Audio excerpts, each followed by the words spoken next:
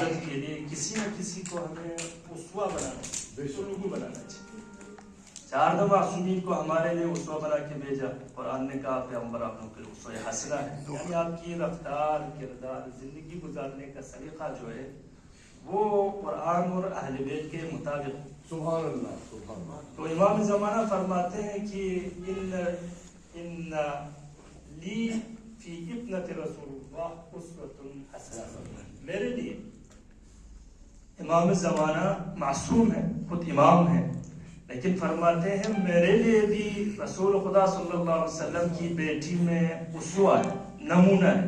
یعنی فاطمہ میرے لیے نمونہ ہے، میں اپنے رفتار، اپنے کردار، اپنے کام کو، عبادتوں کو، سارے چیزوں کو فاطمہ سلام اللہ علیہا کے حساب سے کرتا ہوں۔ یہ ان کی شان ہے، منزلت ہے کہ باقی 12 امام جو ہے ان کو اپنا اسوہ مانتے۔ احادیث میں امام باقر علیہ السلام سے روایت ہوئی ہے کہ لقد كانت طاعتها، فاطمہ سلام اللہ علیہا کی اطاعت جو ہے مفروضۃ علی جمیع من خلق اللہ، خدا کے سارے مخلوقات پر واجب قرار دی۔ سبحان اللہ، سبحان اللہ۔ اطاعت جو ہے وہ سارے مخلوقات پر واجب ہے، من الجن، چاہے وہ جنات میں سے ہوں، والانس، چاہے وہ انسان ہو، بشر ہوں، والطیر، پرندے ہوں، والبہائم، چاہے چرندے ہوں، جو بھی مخلوقات ہوں، حتی والانبیاء والملائکہ، ملائک اور انبیاء پر بھی، واجب، پیغمبروں پر بھی فاطمہ کی اطاعت واجب کی۔ سبحان اللہ۔ اللہم صلی اللہ محمد وعلی محمد وعجل فرجہم۔ اسی سے ہمیں تھوڑا اندازہ ہوتا ہے کہ فاطمہ کی شان منزلت کیا ہے۔ جب رسول نے خداوند عالم سے پوچھا کہ کساء میں بیٹھے ہوئے، حدیث کساء آپ سب لوگوں نے پڑھے، الحمدللہ جو بھی شیعہ ہیں وہ ہمیشہ مشکلات میں حدیث کساء کا سہارا لیتے ہیں۔ تو حدیث کساء میں ہے، کہا کہ کساء میں بیٹھے ہوئے لوگ، اس چادر کے نیچے بیٹھے ہوئے لوگوں کا معرفی کیجیے، کون ہے یہ؟ تو خداوند عالم نے اس پنجتن کو فاطمہ کے نام سے معرفی کیا۔ فاطمہ، وہ فاطمہ ہے، وہ ابیہا، اور فاطمہ کا والد گرامی ہے، وبعلہا، فاطمہ کا شوہر گرامی ہے، وبنیہا، اور ان کے بیٹے۔ فرشتوں کی معرفی ہو رہی ہے، اہل بیت کی معرفی ہو رہے ہیں فرشتوں کو فاطمہ سے۔ یہ فاطمہ سبحان اللہ۔ بہرحال ہم نے پہلے بھی کہا ان کی معرفتوں کا دریا ہے، ہم سب بیان کر نہیں سکتے ہیں، اور انسان کی اتنی اوقات ہے نہیں، خاص کر ہماری تو بالکل بھی اوقات نہیں ہے کہ ہم فاطمہ جیسے عظیم شخصیت کی فضیلتیں بیان۔ مجلس ہے، مجلس فاطمہ سلام اللہ علیہ کی ان کی ولادت کے حساب ان کی مناسبت سے برگزار ہوئی ہے، جن لوگوں نے اس میں شرکت کی ان کی اجر بہت ہی عظیم ہے۔ فاطمہ کو شب قدر سے تعبیر کیا گیا ہے، روایت میں ہے کہ لیلۃ القدر سے مراد فاطمہ سلام اللہ علیہ۔ شب قدر کیا ہوتا ہے کہ اس رات کو پورے مخلوقات کی پورے سال کا جو تقدیر ہوتا ہے وہ لکھا جاتا ہے، آپ کو کتنا رزق ملنا ہے، کیا کیا ملنا ہے، وہ شب قدر کو سارا خداوند عالم کی طرف سے فیصلہ ہو جاتے ہیں۔ تو شب قدر میں آپ کو جتنا برکت ملتے ہیں، رحمت ملتے ہیں، مغفرت ملتے ہیں، سیم ٹو سیم آپ کو کی مجلس میں بھی سبحان اللہ، سبحان اللہ، جزاک ہی لیلۃ القدر ہے۔ آپ کی زندگی کے صلی اللہ محمد وعلی محمد جل فرجہم۔ آپ کی زندگی کے سارے امور، رزق سے لے کر، زندگی سے لے کر، کچھ بھی ہو، اولاد، سب امور کا جو ہم کہتے ہیں لگام، وہ فاطمہ کے ہاتھ ہے۔ جس دن فاطمہ آپ سے راضی ہوا، مجلس میں آئے، فاطمی کی خوشنودی خدا کی رضا ہے، فاطمہ کی خوشنودی میں خدا کی خوشنودی ہے۔ مجلس میں آ کے خوشی منانے کا مطلب یہی ہے کہ ہم خدا کی رضایت چاہتے ہیں، اس لیے فاطمہ کی مجلس بہت ہی اہمیت ہے۔ رہبر معظم کے ایک جملہ بہت ہی معروف ہے، انہوں نے کہا تھا کہ میں ان ایام فاطمیہ میں حتیٰ کورونا کے ٹائم پہ بھی انہوں نے یہ مجالس برگزار کیے تھے، تو وہ کہا کہ آپ اتنی اہمیت کیوں دیتے، خاص کر ایام فاطمیہ کو اتنی اہمیت کیوں دیتے؟ تو فرمانے لگا کہ میں اپنا ایران ملت کا پورے سال کا رزق میں ان 3 دنوں میں حاصل کرتا ہوں۔ صلی اللہ محمد وعلی محمد عجل جب فاطمہ ہو تو ہمیں غم بھی کیا ہے، مشکلات میں اگر آپ نے زہرا سلام اللہ علیہا کو پکارا، اتنے شاید کام آتے ہیں، خاص کر شیعوں کے محبین کے بنسبت زہرا سلام اللہ علیہا بہت ہی مہربان۔ 7 سال جو دفاع مقدس کا جو چلا سبھی کو معلوم ہے انقلاب کے بعد، تو وہاں پہ ایرانیوں کے پاس جو ہتھیار تھے وہ ابتدائی تھے، جیسے RPG چھوٹے موٹے ہتھیار، پوری دنیا بن گئے عراق کو مالیہ میٹ کرنے کے لیے۔ انہوں نے وہاں پہ ایڈوانس ہتھیار ٹیکنالوجی بھیجی، امریکہ، اسرائیل سب، لیکن ان 7 سالہ جنگوں میں عراق سے عراق کا 1 فٹ زمین چھینا نہیں ہے۔ کبھی بھی عراق کو اس جنگ میں فتح حاصل نہیں، یہ سوچنے والی بات ہے بھائی، ابتدائی ہتھیار سے ایڈوانس ٹیکنالوجی کا مقابلہ کرنا آسان کام نہیں ہے، لیکن راز کیا ہے یہاں پہ 8 سال کی جنگ میں اتنی بڑی جیت حاصل کرنے کا؟ وہاں پہ بیٹھے ہوئے، وہیں پہ جنگ کیے ہوئے افراد، خاص کر شہید سے سلیمانی جو وہاں پہ تھے، تو بیان کرتے ہیں کہ جب جب ہمیں مشکلات ہوتے تھے بارڈر پہ، جب ہم کہیں نہ کہیں دشمن کے گھیرے میں آ جاتے تھے، تو ہمارا واحد نجات کا ذریعہ فاطمہ تھا۔ ہم فاطمہ سلام اللہ علیہا سے استغاثہ کرتے تھے اور عجیب طریقے سے ہمیں وہاں پہ فتح یابی حاصل۔ اس لیے یہ انقلاب جو ہے فاطمہ کی مرہون منت ہے، اور اسی انقلاب نے فاطمہ سلام اللہ علیہا کے لیے بھی بہت ساری قربانی دی ہے۔ 50-60 سال سے پہلے والے یہاں پہ بوڑھے حضرات، بزرگ حضرات بھی بیٹھے ہوئے ہیں۔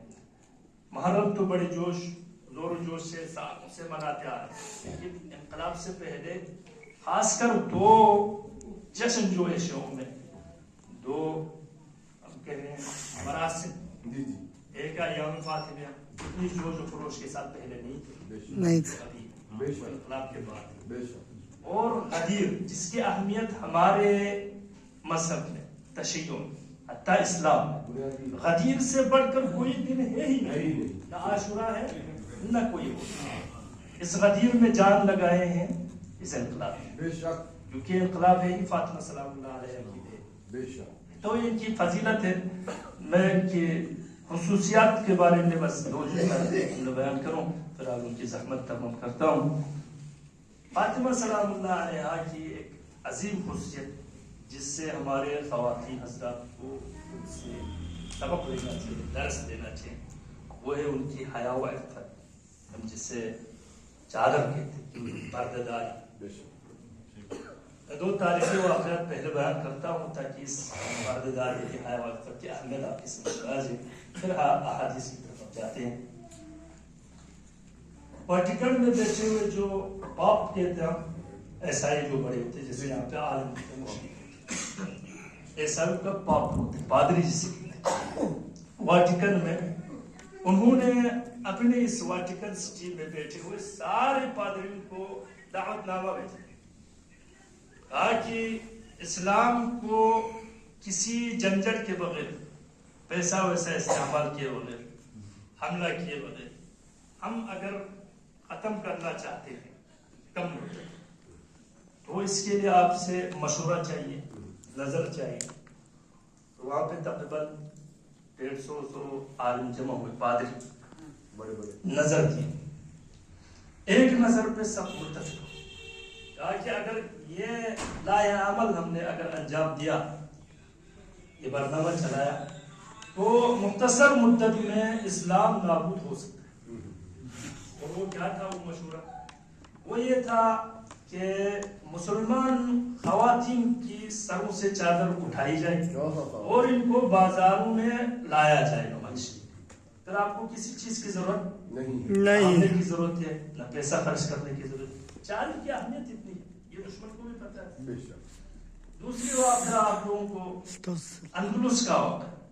اندلس اس زمانے میں 150 سال پہلے 250 سال پہلے کا ہے کہ عالم اسلام کا ایک عظیم ملک ہوتا ہے، بے شک. تمدن کا مرکز تھا. وہاں سے مغرب میں علم پھیلے، وہاں سے مغرب میں ادب پھیلے، سب کچھ وہیں سے. بے شک. اندلس نام کا. آج آپ کو دنیا کے نقشے پہ اندلس نام کا کوئی چیز ملے گا ہی کیونکہ وہ نام ہوتے. آج اس کا نام ہے اسپین. اسپین کے نام سے پہلے اندلس کے تھے. صدیوں وہاں پہ مغربیوں نے جنگ لڑی، کبھی فتح نہیں. بارہ ان کو شکست کھانا پڑا، نقصانات ہوئے. 2 سال تک تقریباً یہ جنگ چلی کیونکہ وہاں پہ اس وقت دین تھے، لوگوں میں ایمان تھے، عزم تھے. وہاں پہ اسلام کا بول بالا تھا. جب لوگ ایماندار ہوتے، مومن ہوتے ہیں تو ان کے ارادے محکم ہوتے، وہ کبھی کوئی شکست دے نہیں سکتے. شکست تب کھاتے ہیں جب ہم ایمان سے ہمارے قلوب خالی ہو جاتے ہیں، خدا سے ہمارا لگاؤ کم ہو جاتا. کیونکہ خدا ہی ہے جو ہمارے لیے سب سے عظیم، سب سے بڑا پناہ گاہ ہے. بے شک. تو کیا کریں، کیسے ہم اس ملک کو فتح کریں؟ اگر چھوڑ دیا جائے تو پھر مغرب مسلمان ہو جائیں گے. تو وہاں پہ یہ کام کیا گیا کہ بھائی ہم لڑیں گے نہیں. ہم وہاں پہ جو مدارس ہے، یونیورسٹیز ہے، ان کی سائڈ پہ ہم دکانیں کھولیں گے، سینما ہالس کھولیں گے، اور وہاں پہ لڑکیاں کام کریں. یورپ سے جو خوبصورت لڑکیاں ہوتے ہیں ان کو لایا، اندلس میں بازار میں سجا وجا کے چھوڑ دیا. آہستہ آہستہ ہمارے جو اندلس کے مسلمان عورتیں تھے انہوں نے ان کو نمونہ بنایا، رول ماڈل. ان کی طرف بازار میں آنے لگے، سروں سے دوپٹے ہٹنے لگے، سجانے لگے خود کو. مختصر مدت 10-15 سال کی محنت. شاید اتنا، جس کو 100 سالوں میں شکست نہیں دے پایا تھا، 10-15 سالوں میں کسی بھی جنگ کے بغیر اندلس کو فتح کر لیا. یہ پردے کی یہاں تک حالات پہنچ گئے کہ وہاں پہ بیٹھے ہوئے بادشاہوں کو حتیٰ ان کو بھی یہ برداشت نہیں تھا کہ مثلا غلط کام کرے تو تھوڑا مثلا پردہ کر کے کرے. وہ لوگ بھی ان کی طرف اٹریکٹ ہونے لگے. سب سے پہلی چیز وہاں پہ وہی ہوئی کہ عورتوں کے لباس کو چینج کیا گیا، پردے چھینے گئے. اور اس کام کے لیے وہی دانشگاہ، یونیورسٹی جہاں پہ جوان ہوتے ہیں سب، ان کو ان کی طرف رغبت دلانے کے لیے یہ کام ہو گیا. 10-15 سال میں اندلس فتح اور وہاں پہ مسلمانوں کا اس دن کے بعد سے نہ اندلس آپ کو نقشے پہ دیکھیں گے نہ ان کا نام. یہ ہے پردہ. اسی لیے اسلام میں اس کی بہت اہمیت ہے. فاطمہ زہرا سلام اللہ علیہا فرماتے ہیں جب ان کا والد گرامی رسول خدا نے مسجد میں پوچھا لوگوں سے کہ ایک عورت کے لیے، مسلمان عورت کے لیے سب سے بہترین چیز کیا ہے جس سے وہ خدا کے نزدیک ہو سکے، تو کسی کے پاس جواب نہیں تھا. یہ خبر فاطمہ کو ملی، انہوں نے جواب دے دیا عورت کے لیے سب سے بہترین چیز یہ ہے کہ